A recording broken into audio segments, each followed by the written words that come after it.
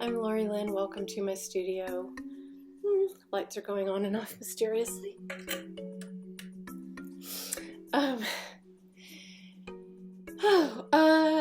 You probably saw on my website or on my social media that Tracy and I participated in another front yard art project this past weekend. We've done 2 of those now. They were organized by someone here in our city, and it was just this wonderful idea of people putting art out in their front yard, doing installations or just putting out pieces of art. And then there was a map of all the participating houses, and so you could get in your car and drive around town and look at art at a distance. They're not going to do any more officially, but I think we're going to do it, continue to do it, because it's been so much fun. And the process of getting that stuff ready, I've been painting on cardboard for those, making cardboard prayer flags, and I did a big cardboard hanging, like, she became sort of like a kite almost. I mean, she didn't fly. What would you call that? Like a windsock. But it allowed me to engage my creativity and do something that was just totally fun. There's no purpose in it. Nobody's buying it. It was just fun. It was just being in the process and having fun being creative. And people's reactions to that are interesting. And driving around and seeing the way that people chose to communicate creatively. And it just made me think about how our creativity is so much more than art making. Art making is a really wonderful expression of creativity, but we're creative all the time. We're creative beings. It's what we are. And this morning, I was thinking about that experience of making those front yard art installations and how fun it was. And I was thinking about creativity, and I thought about how creativity and discernment are really on the table for us right now. I feel like in the energies of right now, in this cultural collective, these are 2 things that we are being called to look at that are central to the way we live our lives. And you've heard me say many, many times that the process of making art, of being in your creativity, engaging your creative voice, using your creative voice, is a way of being in your essence. It's when you connect to who you really are. And when you do that, time dissolves, nothing else matters. You go into the sphere of the eternal soul, of the you, that is always you, that does not die, that goes on forever, that is not held in any boundary, the essence of who you really are. And that's how important I think creative engagement is, because I think that is what creative engagement is. It taps you into that essence, your true essence of who and what you really are. And it happens in your heart. The lower chakras, the sacral chakra, is what we think of as the seat of creativity.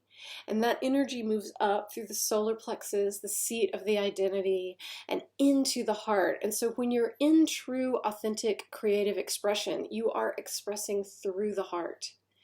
You are expressing with messages of service, of how you are here to serve humanity, to serve the planet. Discernment is very similar, because we as a collective have become very head focused. We're really in our minds all the time, thinking and analyzing. We've sort of shut down the emotional body. We don't really want to feel. We just want to think and analyze. But true discernment is to bring that energy from the mind down into the heart. And so it's in the heart where we know what is true. So maybe we are knowing what is true about ourselves in the heart, and maybe we're knowing what is true about an idea or something else or the world. And why I'm thinking about that today is because through this shutdown, this pause, let's think of it as a great pause that we've been on.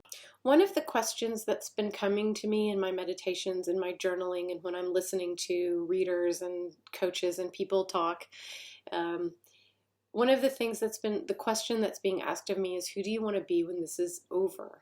When you emerge from this, who do you want to be? What do you want to do? And I think all of us are, there are some things that we're doing right now. There's some information that we're processing right now. For one thing, we're looking at our shadow, and we're looking at our deepest wounds and our biggest fears and the things that really hold us back and the things that really hurt. And we're looking at ways of transmuting and transforming those things.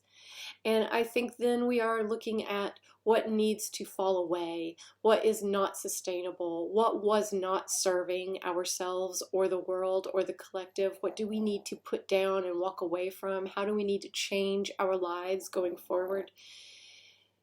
And I think we are looking at, who are we really and why are we here? I have this great sense, this feeling that I have been waiting for these times, that the sense of waiting that has gone on all through my life, and the question that I've asked, what am I waiting for? I think it was these times. I feel like I'm meant to be here right now, that I chose to be here right now. And I think that's true of you as well. I do believe that, I don't believe that life is just completely random.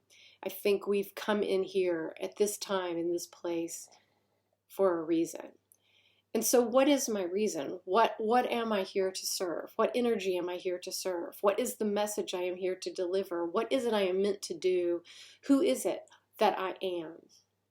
It's a big, big question. And it takes me back, I kind of rifle through my life and look at all of these things that have happened and experiences that I've had. And so what I know for sure is that I want to serve love. I want to serve divine love. I want everything that I create to be in service of love. And the honoring of your creative voice. You who watch these videos, who read my blog posts, who look at my paintings, who engage with my work, who get an intuitive reading from me, anyone who comes in contact with me in my life. I pass you on the street, you're my neighbor, you're my family member, everyone in my life, everyone who encounters me, what I hope that you leave that relationship or that encounter knowing is that you are held in divine love, that you have a wisdom, that you have a creative voice, and that you are loved and worthy just as you are. That there's nothing that you need to do to earn love. You are loved, and you are love, and love moves through you. You are the hands and feet of God in the world, period.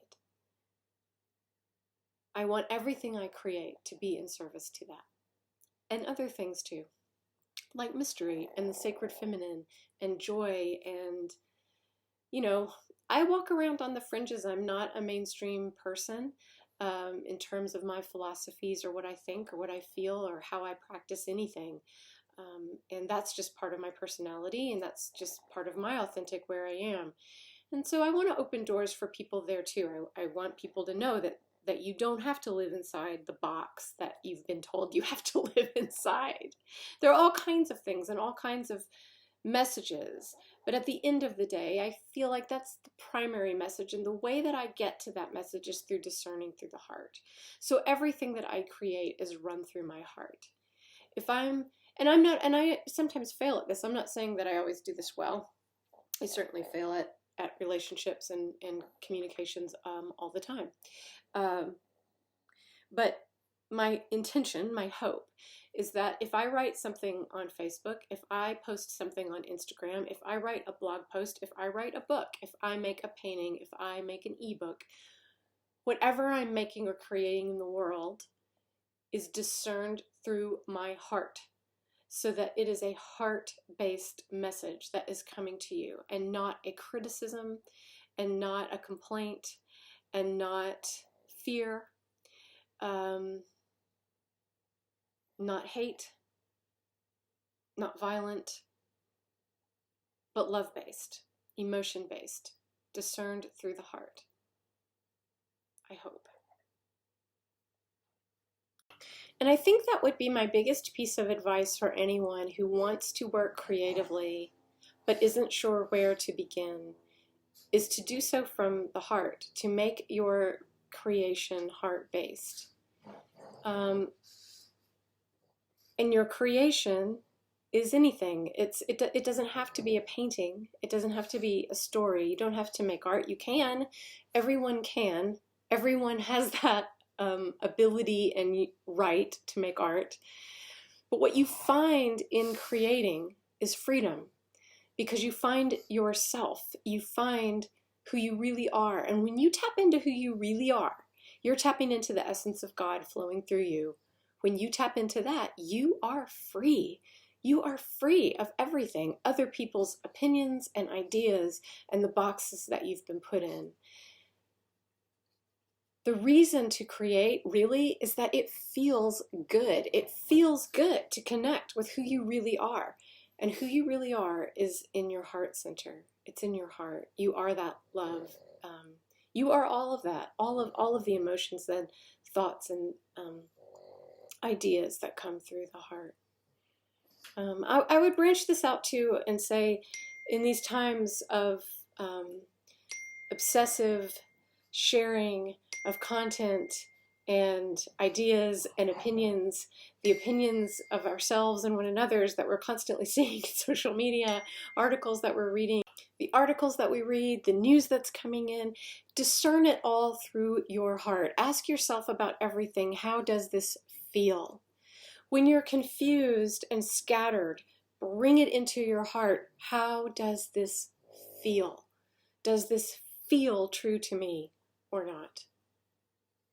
Really engage with, this is where your intuition is.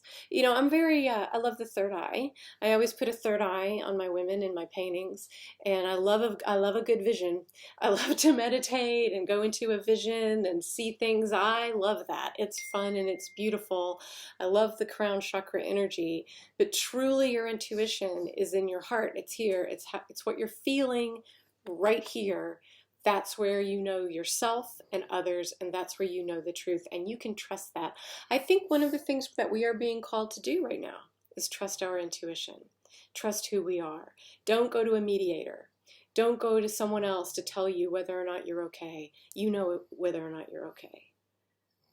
I want to be really clear here, just as an aside, that I'm not dismissing the intellect or what we know through the mind. In fact, it's something that is really scary and disheartening to me right now, to see so many people who seemingly don't want to look at the science of what is happening right now in the world and want to bypass that and dismiss it. Science is incredible. I mean, it's what scientists know and have been able to discover, and the fact that we can create medicines and we can create vaccines and we can look at the way an infection spreads, and we can look at the way a virus spreads or whatever. Science is great. It's beautiful. It's good. I'm not saying to dismiss the mind or the intellect. I'm saying what I think we really need right now as a collective and as individuals is the balance of bringing the energy from the lower chakras and the upper chakras together and having everything meet in the heart. We need that integration, that we are everything, that we are all of these things, that we are what we know intuitively and emotionally as well. That the intuitive and emotional information is just as important as the intellectual information. And we've been out of balance in that way for a long time. And sometimes when you feel weird, that's why you feel weird. Things are out of balance. This talk has gone in a completely different direction than I thought it was going to, and I don't even remember what I sat down here to talk about and how I ended up where I am now. I don't know. So let's get in our hearts, let's discern, and let's make things. And maybe ask yourself, who do you want to be when this is over?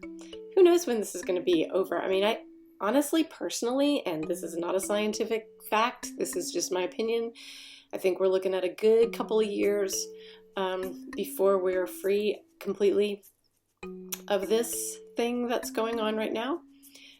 So we have some time, and things are going to happen. But where do you want to be? Who do you want to be? And this is something too that I think is really important, because I can get so bogged down in regret about my past and decisions I made and choices I made, and letting, all the ways I let other people tell me who I was, and to the point where I forgot who I was, and I get really sad about that. If you're alive in a body right now listening to me, then it's not too late. Time is not real. Time is fluid. It's just a made-up thing. There's no such thing as being old. If you're alive in a body, there's time to do and be whatever it is that you want to do and be. It's never too late to be who you are, and it's never too late to create what you came here to create. Never. That's all a lie. That's a box that somebody put you in, and you don't have to stay in there. And the way to get out is to come into your heart and make some stuff. So let's make some stuff.